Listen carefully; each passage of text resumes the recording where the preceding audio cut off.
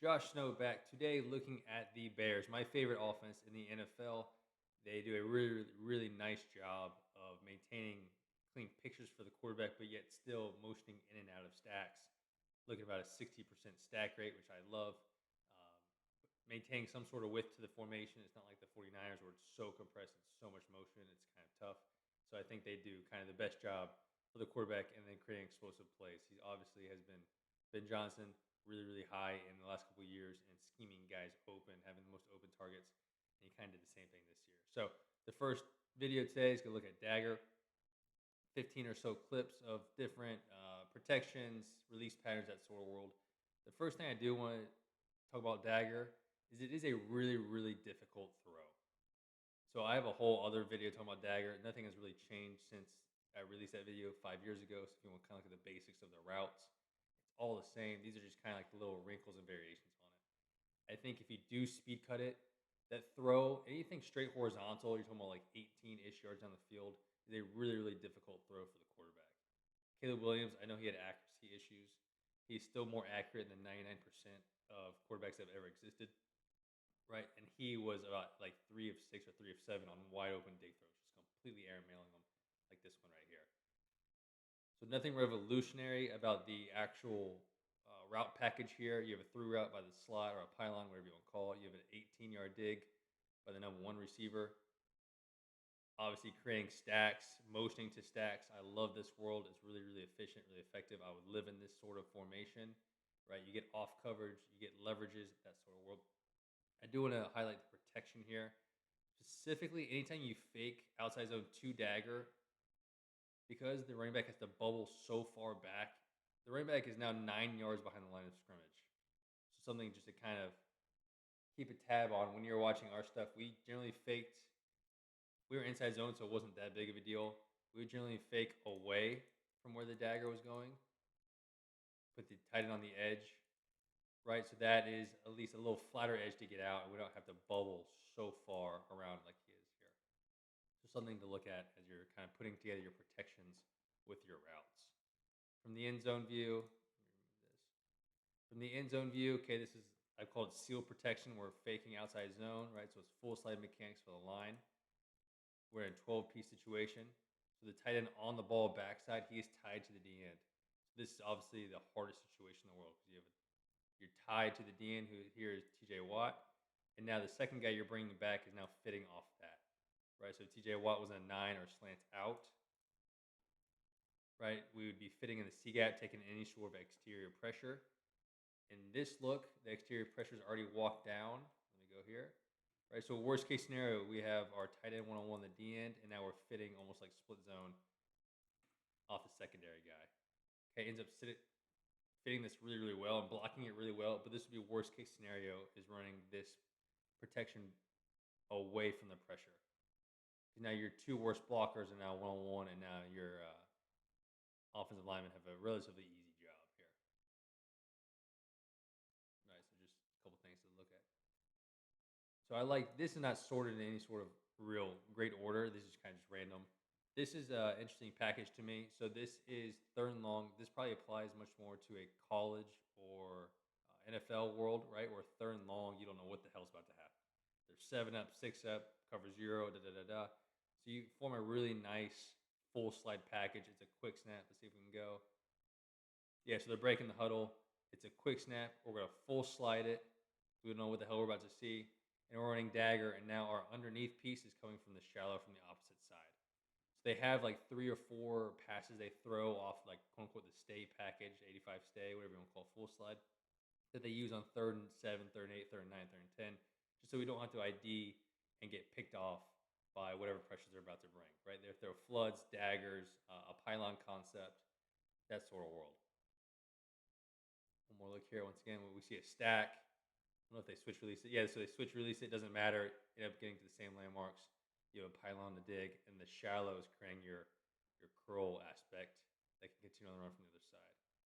Because ultimately what we're creating is we're clearing out right through the pylon, which will be activated in different formations. We'll talk about that when we get there. Okay, and we're putting something in the hook ultimately. And then you want this second piece, be it the back, the tight end, the snag route, the receiver from the opposite side to be in the curl, right? Because we want a hook here, and then a curl here, right? So that is what we're creating on this concept. Okay, in Dagger, period. Not so much here when it's cover zero and they drop the shallow. Ends up working out pretty well for the offense.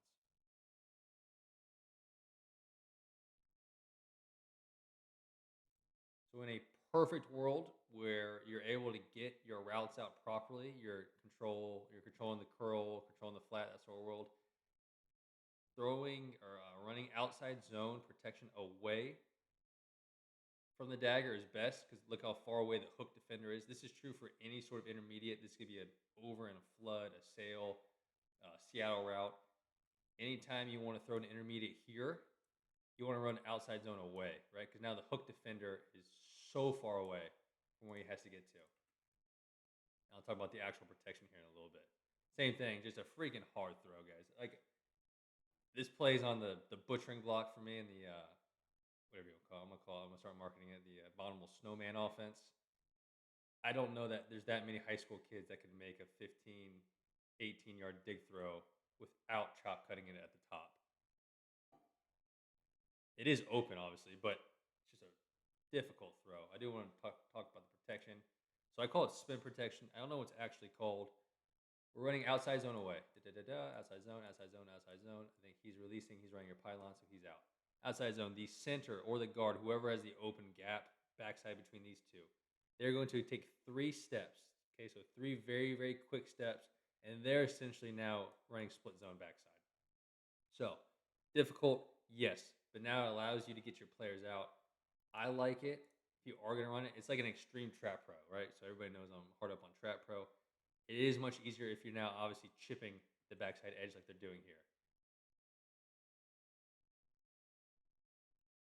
One more look. They ran it, somewhere in the 6, 7, 8 times this year, this protection. Usually they did it without a backside chip, so you're just kind of tipping your hat to the center, saying good luck. Go get that guy. Hopefully he's squeezing down. If he's not squeezing, you're fucked type situation. Okay, but just an extreme trap pro is what it is. We're full slide mechanics across the board. Center's 3 steps. If the guard had an open A gap backside, then 2 and E62 would then be doing the same thing. Right, and the center would obviously be staying in the protection. So it's a pre-snap, you-me call, same exact thing I talked about in trap pro. Same look here again. Okay, this is the stay package, the full slide package, just 3rd and long. We're all mugged up. I don't want to freaking sit here and have a dissertation on who's who in the zoo. Right, we're just gonna snap it. Let's see if we can go back and they quick snap it. Yeah, so they're getting set. It's gonna be a quick snap. Let's go. You have some spacing issues. Right, the dig is way too shallow here. Right, you can't have something at 5 and something at 12 and think you can high-low somebody. You either have to go 20 and 5, or you have to say, hey, this is a true hook curl, and that dig has to wrap all the way in that curl area. Dagger to me is closer at this point after keep studying it. For a high school or low-level college, it's closer to a true niche beater, a Tampa beater, a cover 5 beater, than is a call and run it play. So obviously we have Tampa here. We see what we're doing. We're blowing out the middle runner. And now we're providing a hook curl, right? We're attacking the slashes in zone. That's the goal. The guy with the H/C, we're attacking the slash. We're putting a hook in front of his face and a curl behind him. Right? So it's always an in-out, not a high-low. So you can see how open it is. We just have depth issues, and Caleb gets the ball out pretty fast. So talking about the pylon route, you are attacking the near safety. Okay, if it was too high, it would be the near safety to you. 1 high, the middle of the field safety, and then we're trying to cross his face, catching the ball somewhere 40 yards. I said college numbers. It's usually actually closer to like anywhere from the hash. It's almost like a post, right? So it's the hash to the numbers in college. Obviously, against man-free, it would be more of like a true over because it would be a little bit tighter. This is usually in any sort of nub set where you're not running a curl and keeping the corner down backside. This is where you're creating nub here. This is only active versus man-free in a nub set, which I end up getting here, obviously. And so the pylon route becomes really, really flat and over-ish type route, but now there's nothing backside in man-free.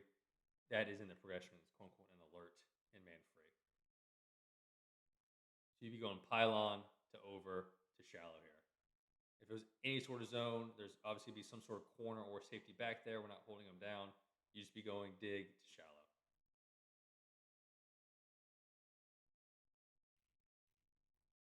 Let me go to that. Yeah. Spin protection here. You can see without a tight end backside, very, very dangerous. Hell of a job by the center though here. And 58 just absolutely ejects the edge to the right. I would absolutely not run this protection if you're going to stay with a tight end front side. I understand you're trying to sell based off formation, but getting the protection sound is a little bit more important than getting that sell. Especially man free, it's not going to freaking matter what you're doing up front.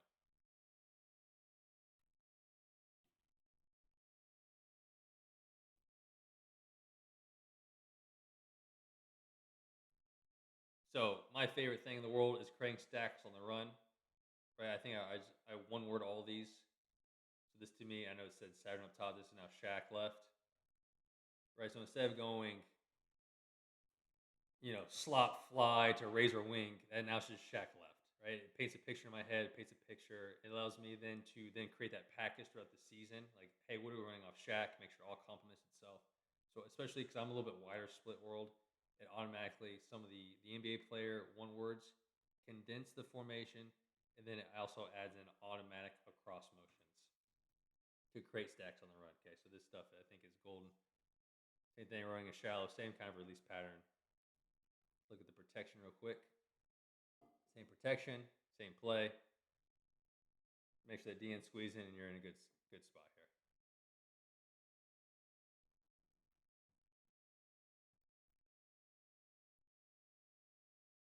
We can see just in how far away the hook defenders are. And that's one of the smarter linebackers in the league, number 55 there on the hash. 55, 56, whatever Demario Davis is. 56. Just a tough cover. This is a warning. Okay, do not nub up a side, so do not kill a side with the verticals and run it from the boundary. Right, these guys now have nothing to do when you nub up the side and don't have anything.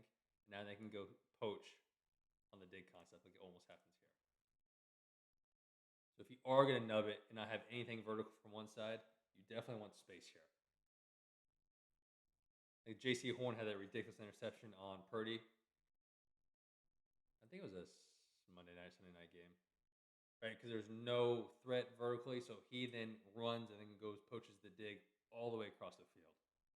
So once again, that's very NFL-ish. These guys are getting paid millions of dollars. The coordinators are getting paid millions of dollars, but something to consider.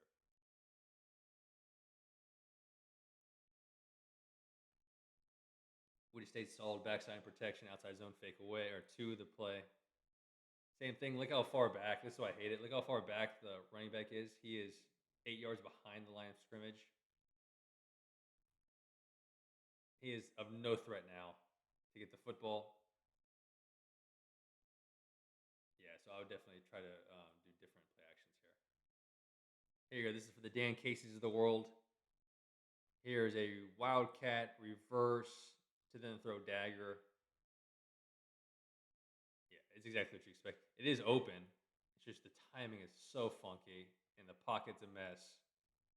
You have edge pressure and all that sort of world. In a perfect world, you would understand, or not understand, you would hopefully guess correctly that the nub side is going to play down on the reverse, and you have, kind of activate the over a little bit more.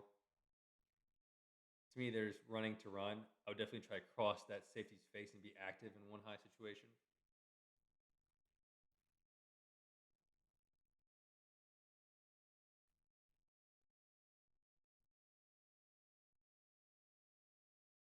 Beautiful throw.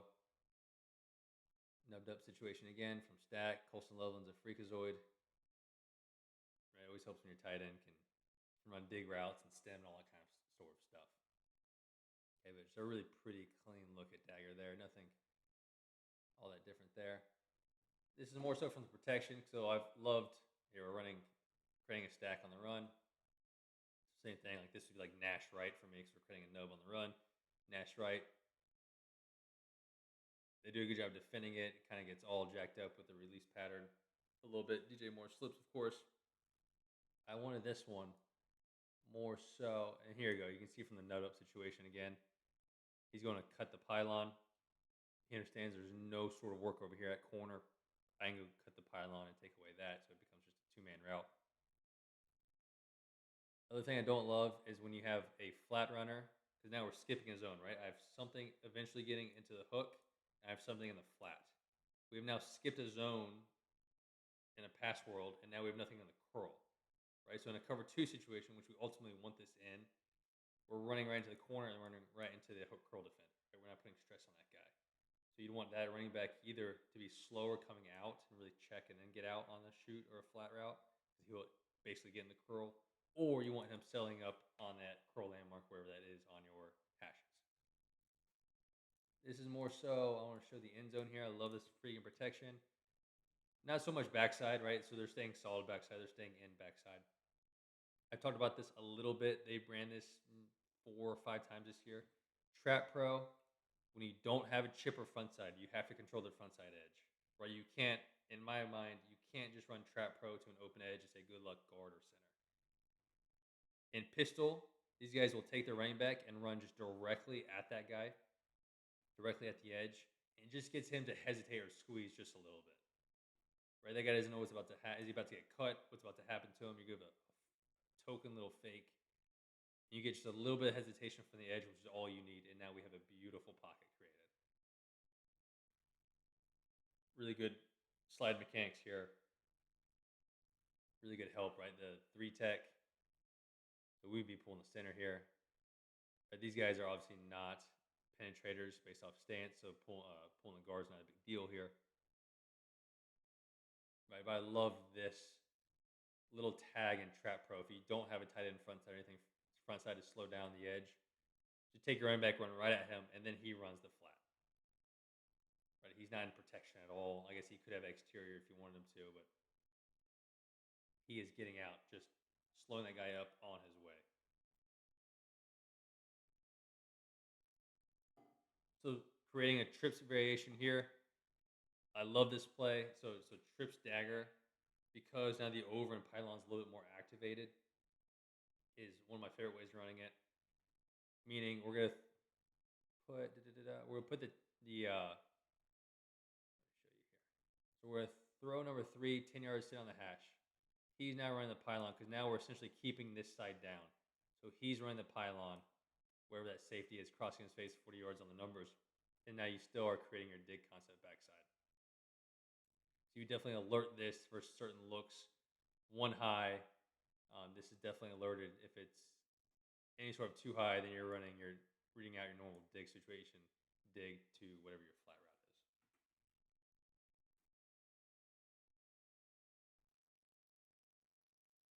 So one high in my world, if you're getting like the tricks or poach world, you definitely now alert this. Okay, but that's like NFL, pretty complicated stuff. I would just keep it one high, two high if I was in high school. One high Dagger is not a very good concept, but this concept is really good. And now you're getting a flat also over here. Better looks at that coming up here. So this is, I'm not positive this is Dagger. I don't know if he reads that the wall player drops the Pylon and sits it down. If he does, it's a really good job, or it's just called as a big curl. Which to me, I'm closer to installing the play like this and just living with the curl. Less explosive, yes. Much easier completion. I think it ends up being basically the same. Or you chop cut it at the top and run a dig. Running a speed cut dig is probably not in the cards for me. I always thought it was the hardest throw for us to do in practice, in the games. I hated doing it when I had to like fill in on stuff. When I was a receiver GA back in the day, like throwing a dig route. Sorry, receivers. I don't know where the hell this thing's about to go.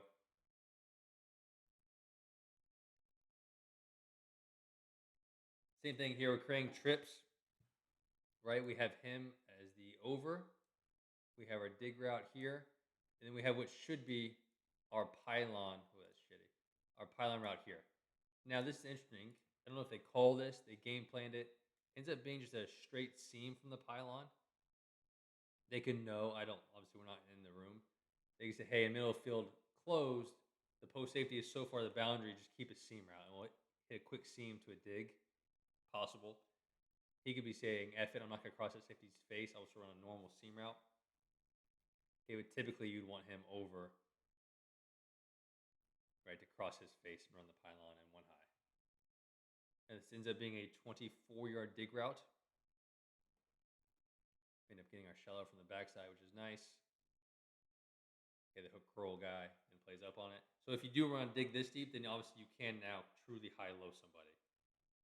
Now, I doubt you have a quarterback that can throw a 24-yard dig. Also, thank you, DJ Moore, for a shitty route.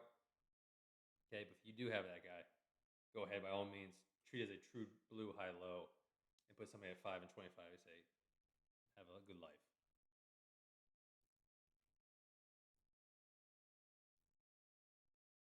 The rail variations are a little bit interesting to me. I understand what we're trying to do. So we're trying to, in cover 3, we're trying to drain the flat defender.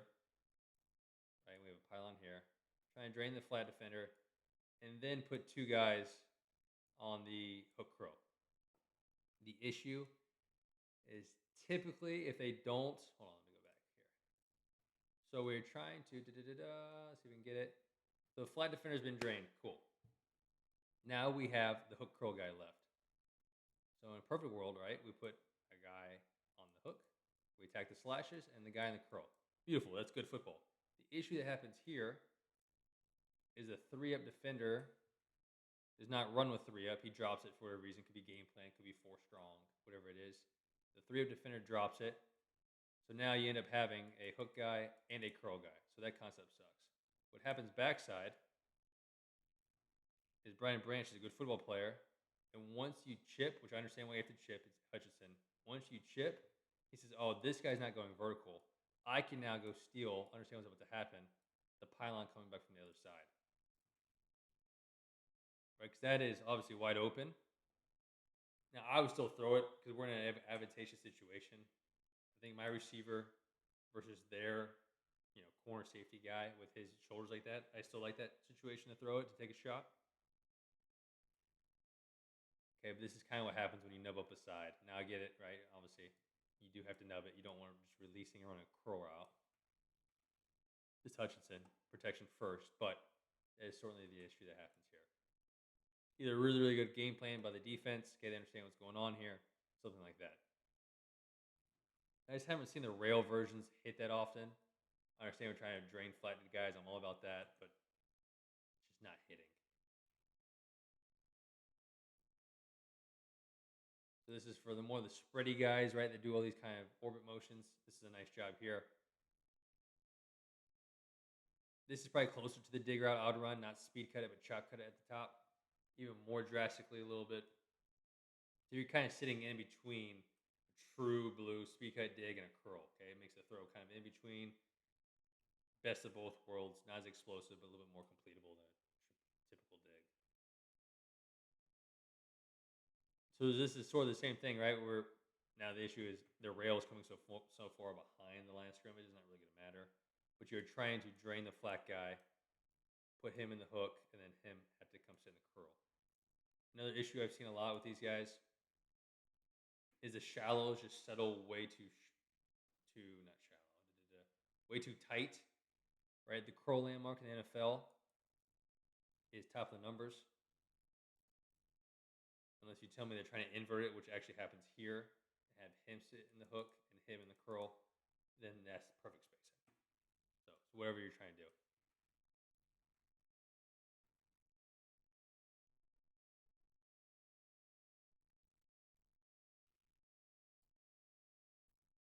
This is a fantastic play by the defense, okay? If a defense can, quote-unquote, drop the crease, then this play loses a ton of value to me. Dropping the crease meaning, right, we want this in cover 2. We want this in, to Tampa especially. We want this in the cover 5 variants, right? So the wall inside carrier world. What happens is you end up draining the wall inside guys, and you have a hook curl conflict on the hook curl defender, obviously. Now, when defenses are really good, they understand what you're doing. He, quote-unquote, drops the crease, he drops the pylon and just sits on the dig, right? That Luke Kuechly famous clip where he sits on it. Right, if defenses are able to now do that, this play, I think, loses a ton of value. Now, I think it is made easier Ironically, from his location, he's mugged up so he can see the whole thing. He's in such a trail position, he can kind of see this concept unfold. Once again, that's probably a really, really high level NFL type problem you're not dealing with at your level. You want him, right, to either sit or keep running, however you want to teach it. And him on that, somewhere in the college hash to the goalpost is a straight point on the dig. And this guy becomes the issue.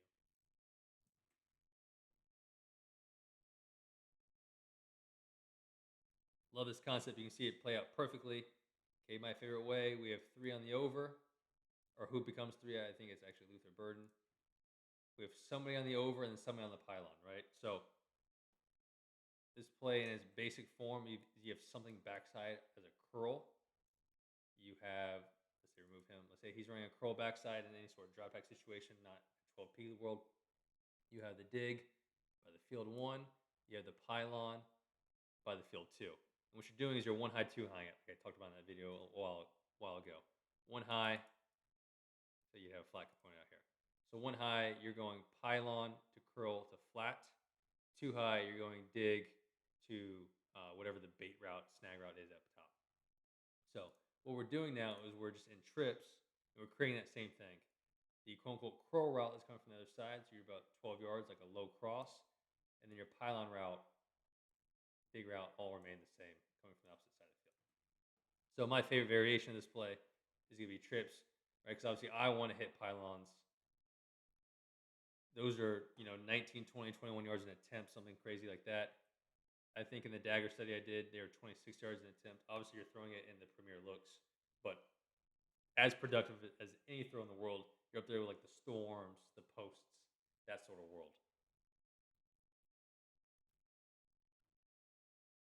Right, so this ball should be going to pylon. The issue is we have Dexter Lawrence in a 4-eye tilt, absolutely just bull rushing the piss out of our guard, right? So unfortunately, that cannot be solved in any sort of half slide situation. Or this would be a touchdown. Still a hellacious throw. So this is, you kind of see it unfolded here. This is also an awesome way to see man zone, is a wide bunch. This is very clearly a zone play, much better than it is against man. So they get the zone confirmation, they bring everybody in, and here we go. Right, so just that little subtle thing, I think these guys do a really, really good clip. Is obvious zone, bring them all in, and now just run Dagger in the purest form. Right, so you got a curl, backside. Right, so this is our 1 high, 2 high situation. Flat. We are pylon, 1 high, 2 high. We are dig, and now we are chip, snag, chip bait. Now they run it a lot deeper, which creates some issues. But we're splitting the field 1 high. They go 1 high on pylon to curl to flat.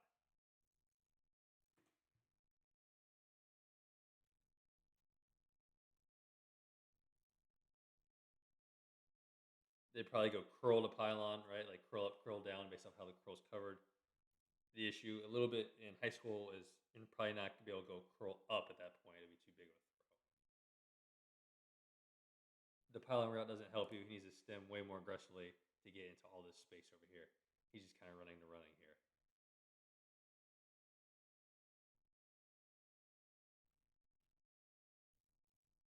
So just some good looks at Dagger. We'll keep going throughout the all the different plays I thought were worthy of showing, but this is the first of them.